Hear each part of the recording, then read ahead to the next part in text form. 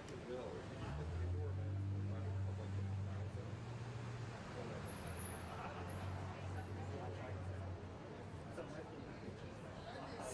Right. I think you'll. Would include training. I think you'll.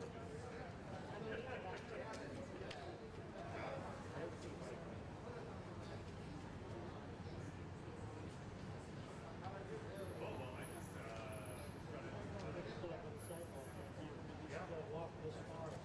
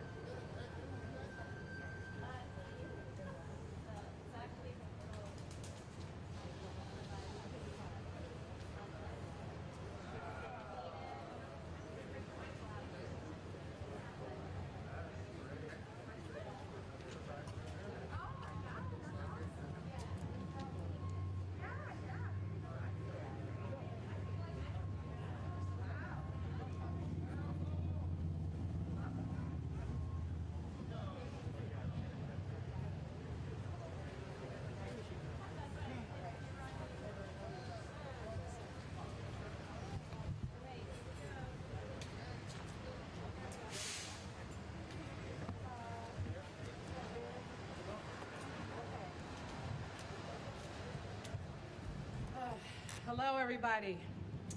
Sorry I'm a little late. Yesterday was my birthday and I was out a little later than normal. It was nice to really celebrate a birthday for a change. And I celebrated at Asia SF in San Francisco where, oh my goodness, the performance was amazing, the food was great, the drinks were wonderful, the people were wonderful. But what I most enjoyed about being at Asia SF last night is that they require that every customer who comes through the door shows proof of vaccination.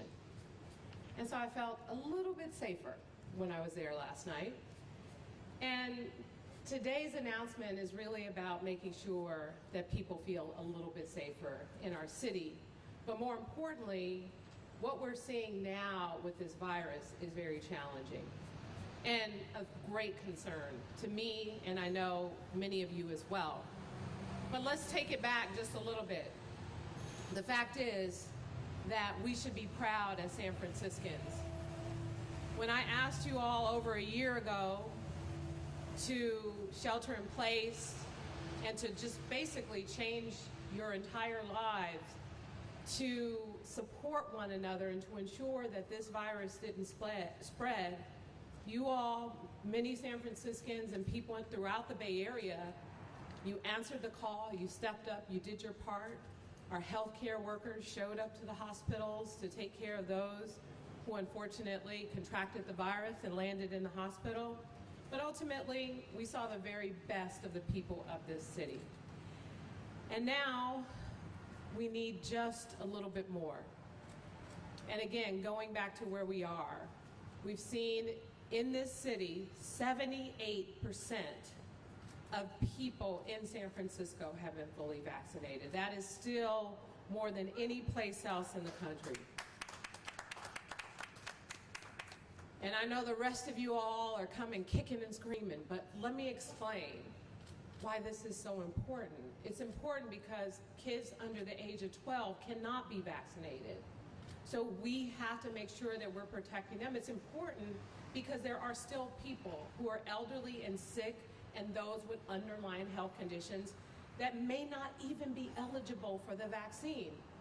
We're doing this for them.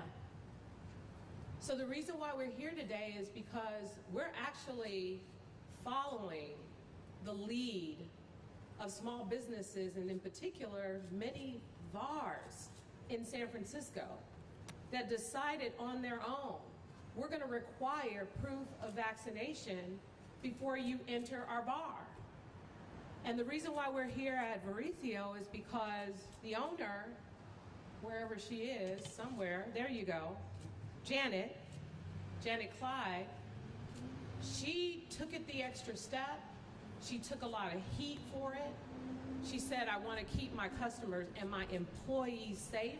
So I'm going to do this despite how challenging it was, how it impacted her business, because she put the health and safety of the people of this city and her customers and her employees before anything else.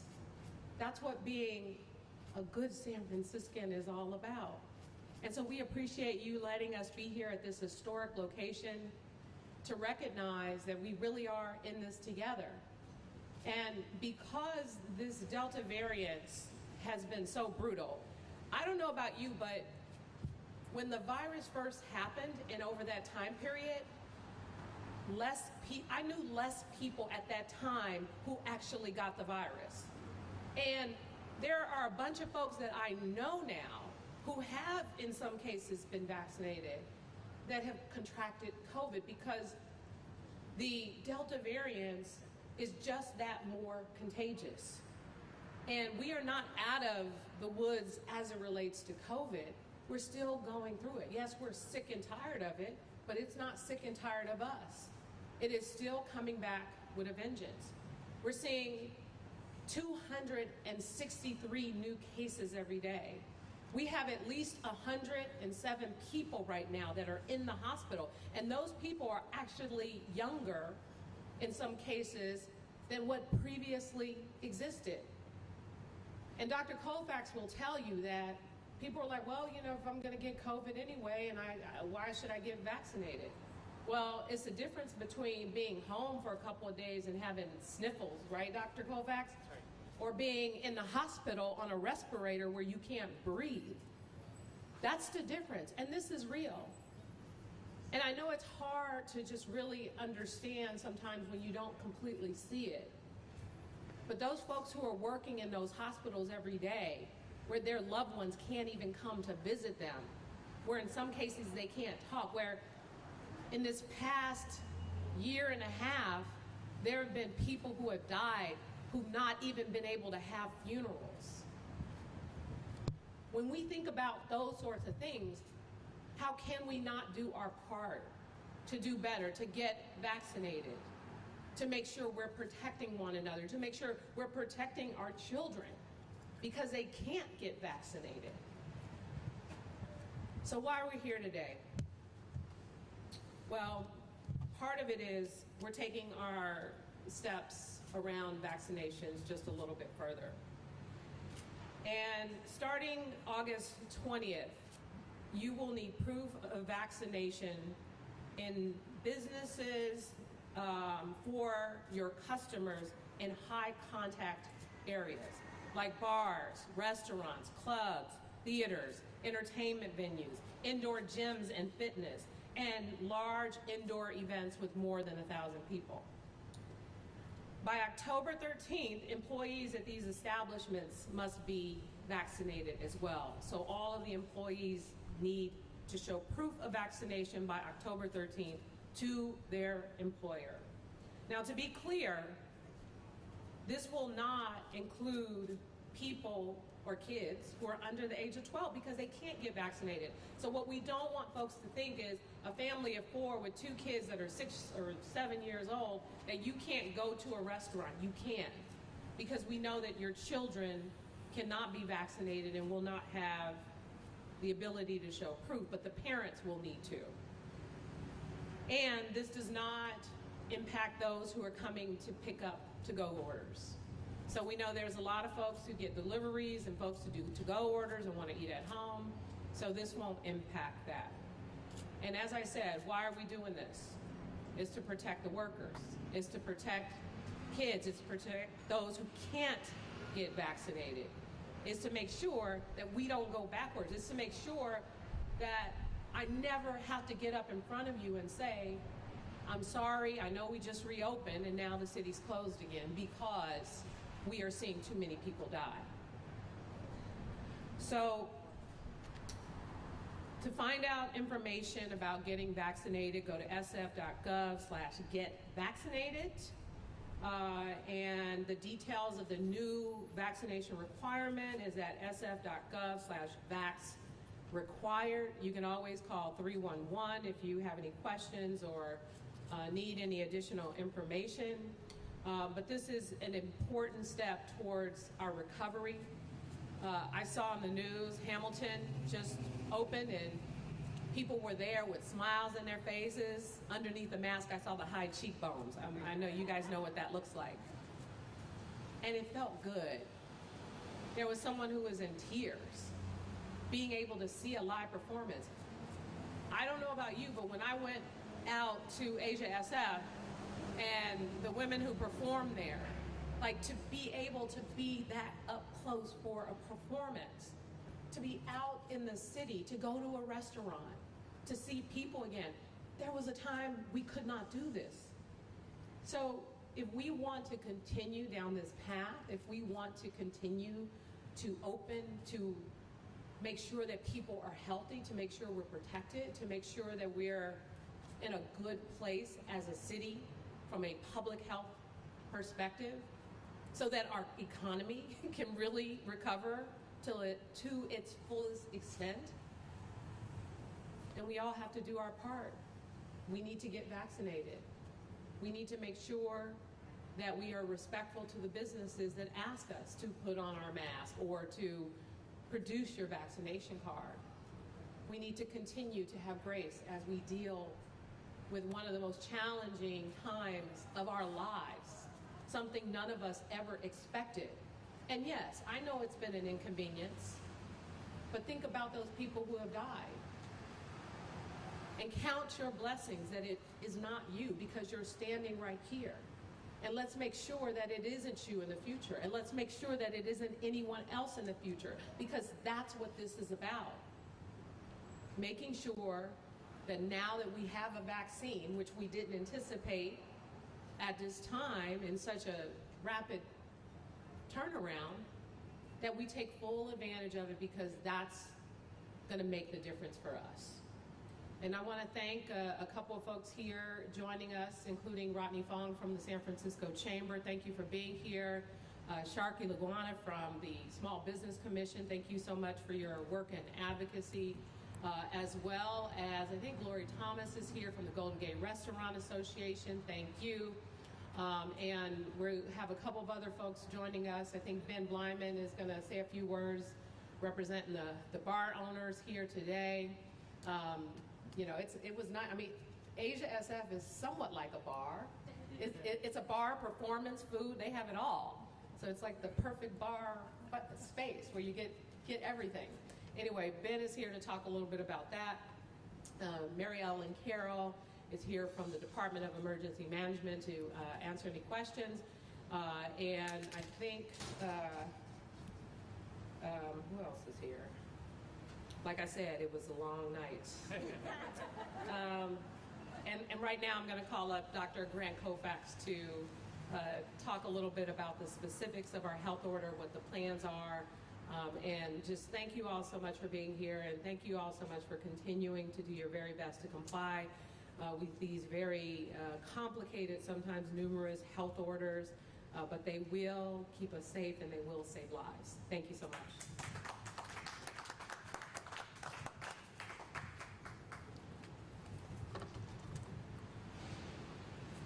Well, good morning, everyone, and thank you, Mayor Breen, for your steadfast leadership as we continue to navigate responding to COVID-19 as a city. And thank you, Janet and Vesuvio, for your important efforts to bring us towards recovery from this pandemic. And I want to thank Dr. Navina Baba, our acting health officer, who worked very hard on these orders, and of course for Director Mary Ellen Carroll for your ongoing partnership in this response. The business community has been an important partner in our efforts ever since the early days of the pandemic, which is now well over a year and a half. From capacity limits to masking requirements to everything in between, you have responded and adapted to the many new ways of doing business throughout. And for that, we thank you. I look out at all the new outdoor dining spots and walk up these days, and I'm so pleased to see the way San Francisco has adapted and come back to life.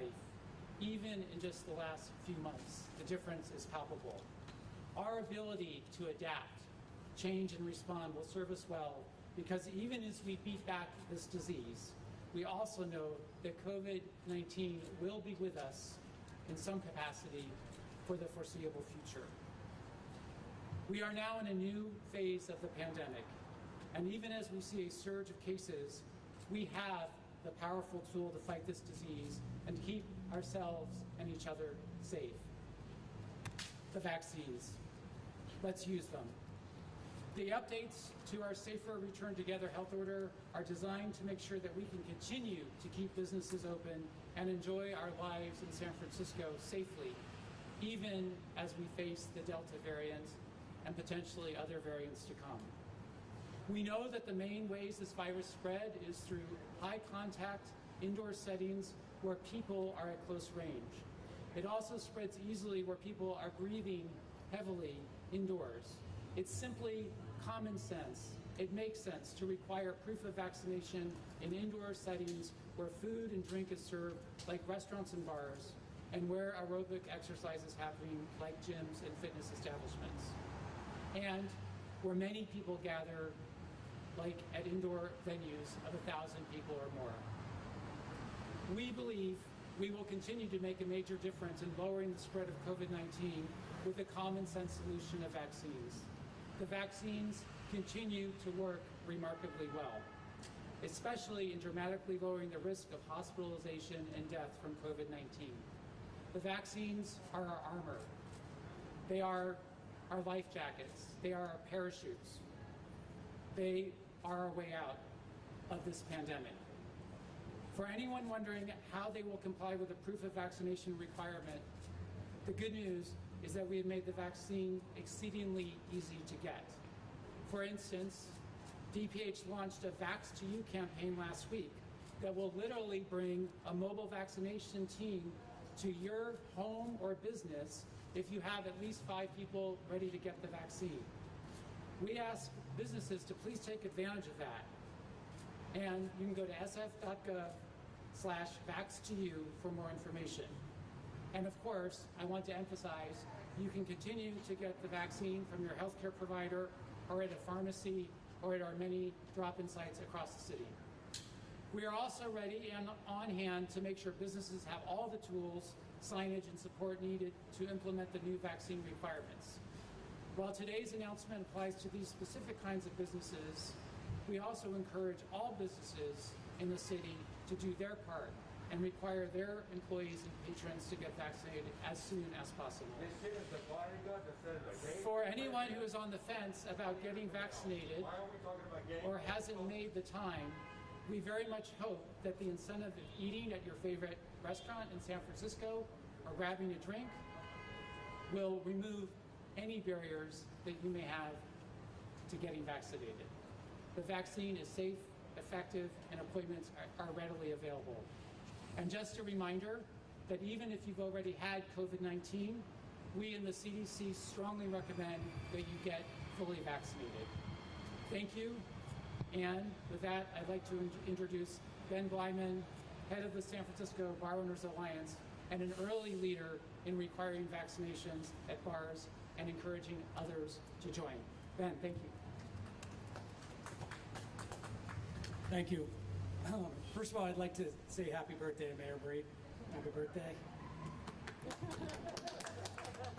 Second of all, I just want to thank Mayor Breed for her leadership throughout the pandemic.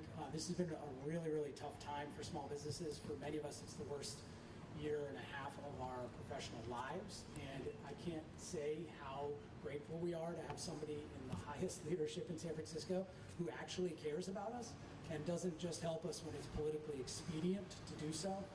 Time and time again, the mayor has shown that she truly cares about our issues and is willing to go to the mat for us over and over again. So thank you very much for that. I just want to call that out. About 3 to 4 weeks ago, the San Francisco bar owners started to notice alarming cases of breakthrough infections with staff members' bars. These are vaccinated individuals working in bars who suddenly were coming down with COVID. Thankfully, none of the cases were very serious. There were no hospitalizations, but it was enough to give us pause and to have a robust conversation. In that conversation, 3 things came up that I noticed, and it was a very robust conversation.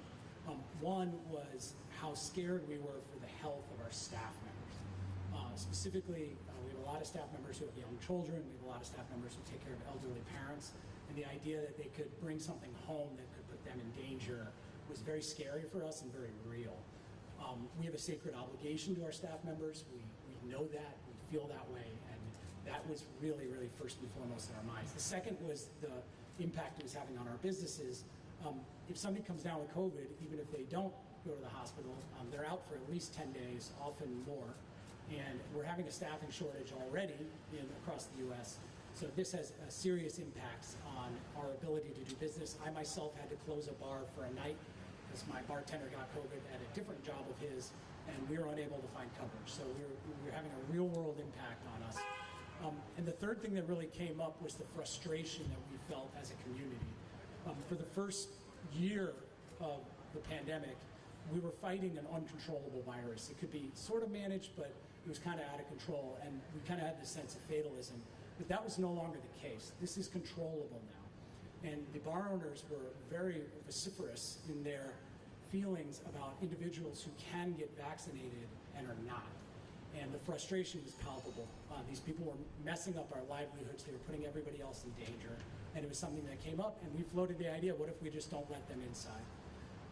After a poll we did, over 80% of our membership responded that they would like to go through with that, and we declared that we would be only allow vaccinated individuals to hang out indoor at our establishments. It made a lot of news, but in actual practice, it actually was a little bit of a nothing burger. If anything, almost every single person who walked through our doors that we're hearing about was happy about it. They were thrilled, they were thankful, they felt safer. The only pushback we got was mostly online from a bunch of remarkably moronic right-wing trolls whose trolling was so bad I could hopefully teach them a little bit about how to troll correctly. That said, we've gone through with it. It works.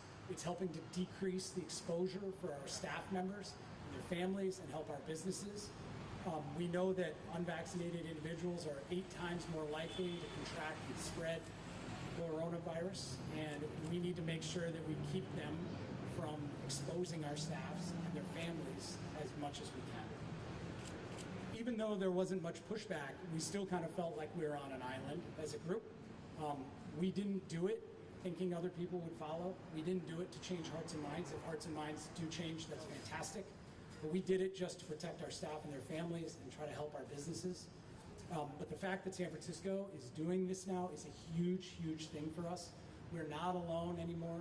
The city is making a bold statement. If you want to participate in our society fully, if you want to be able to cough into the mouths of other people around you in close, tight areas, you must be vaccinated indoors if you're going to do that. The fact that we're not alone is a huge, huge, huge benefit to us, and I thank the city of San Francisco for going through with this.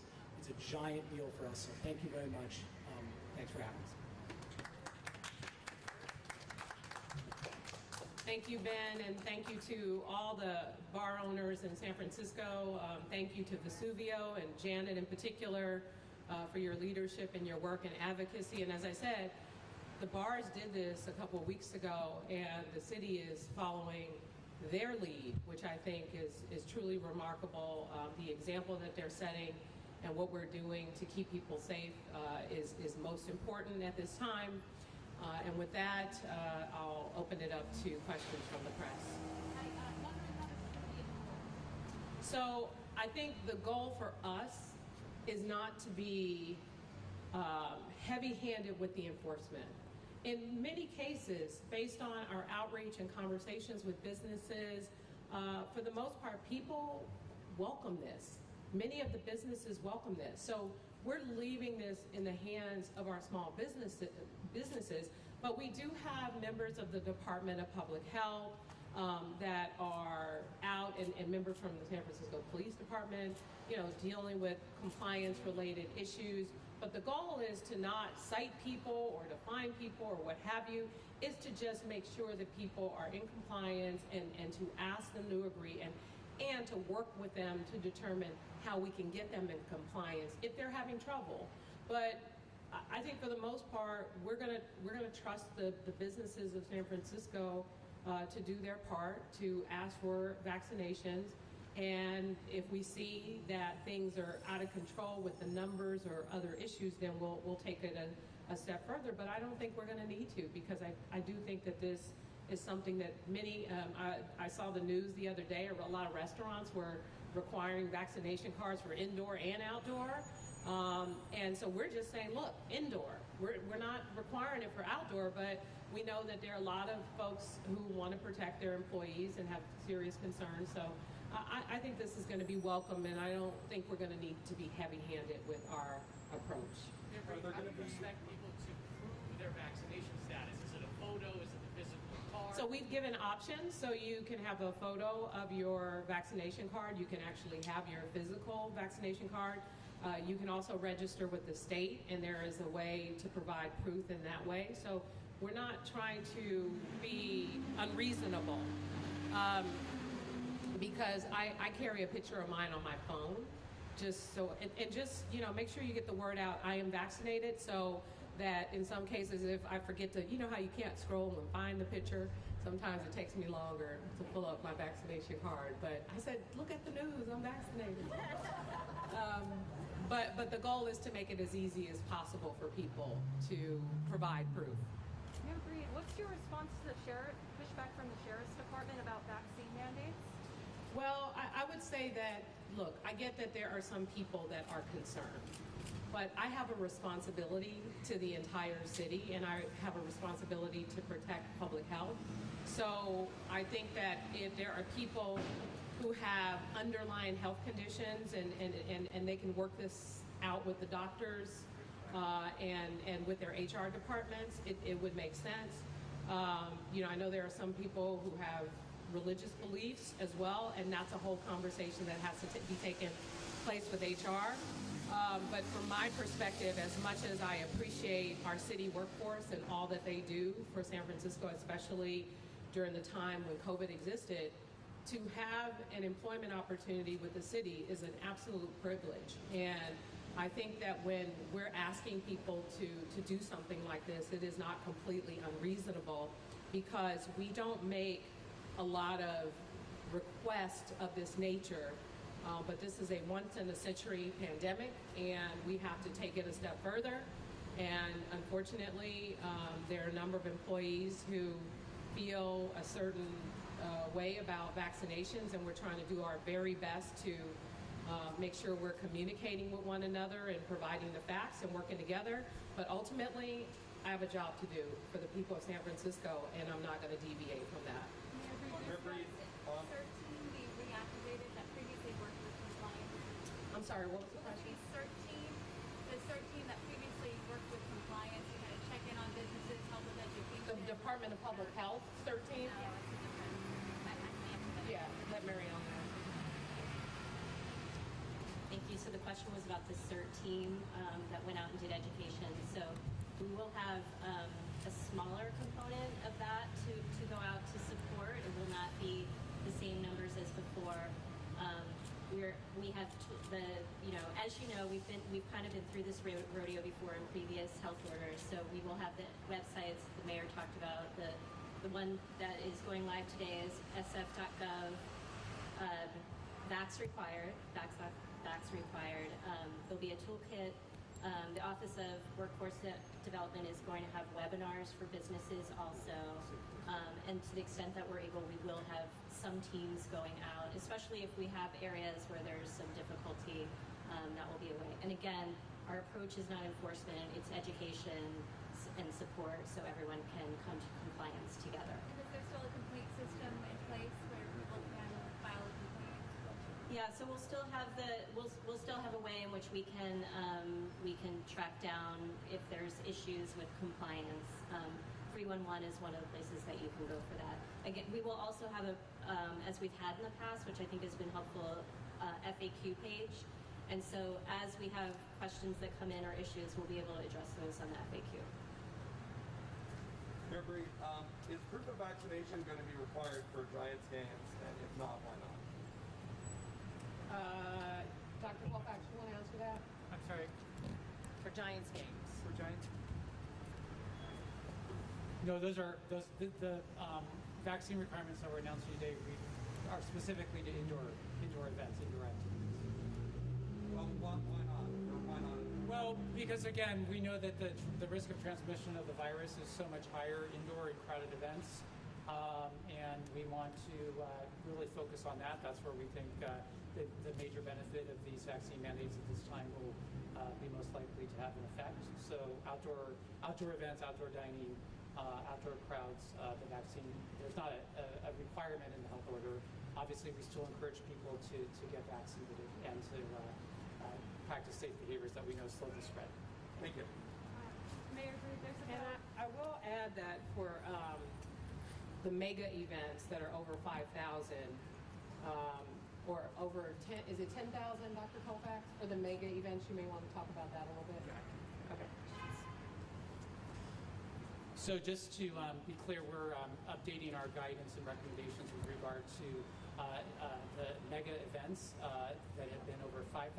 This order for indoor events applies to those mega events as well as indoor events, large events indoors that have people, 1,000 or more people inside. So you can look at those orders. But again, the emphasis right now on these orders is on protecting people in large crowds, indoors, people who are dining, going to bars, at gyms or other establishments that serve food and drink. Mayor Breed, there's about 3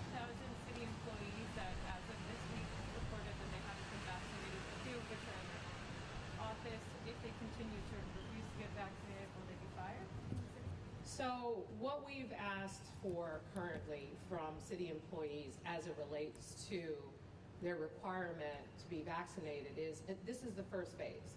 We just want at this time for them to report whether or not they've been vaccinated. And so once we get through that process, then we plan to, with our various HR departments, reach out to each of those persons individually to have a discussion and to put forth a plan of action. And the fact is, everyone is talking about termination. Okay, I'm going to lose my job. But this is not about threatening the loss of a job. This is about a requirement that we expect people to comply with, and then we have the ability to take the appropriate action. Whether or not we will move towards the termination component is yet to be determined. A lot of what we have to do, however, is to make sure that people are still moving in the right direction as it relates to being vaccinated. There are some people that, of course, are not going to comply, and we have to make decisions accordingly. But we can't say that, we're going to start terminating people because they're not vaccinated, but we do have that as an option. But our goal is to not threaten, is to not be that aggressive with people. It's to try and understand why and to get to a solution around this difficult time, because I know that people aren't just, in some cases, doing this to be difficult. And I know that there are a lot of folks that do not want to lose their jobs. So we got to just keep working at understanding, but ultimately we're requiring it, and we need to get to that point. And we're going to have to take appropriate action depending on the decisions of any of those employees who are still refusing it once we get to that timeline, which I don't have off the top of my head. Last question. Mayor Breed, this is going into effect on the 20th. Is there an expected or a tentative duration of how long this policy will be in effect? I think right now there isn't. The goal is to try and see our numbers go down, our hospitalizations go down. We're in the midst of a real surge. And when I say surge, it might feel different because we're not closing down like we did before.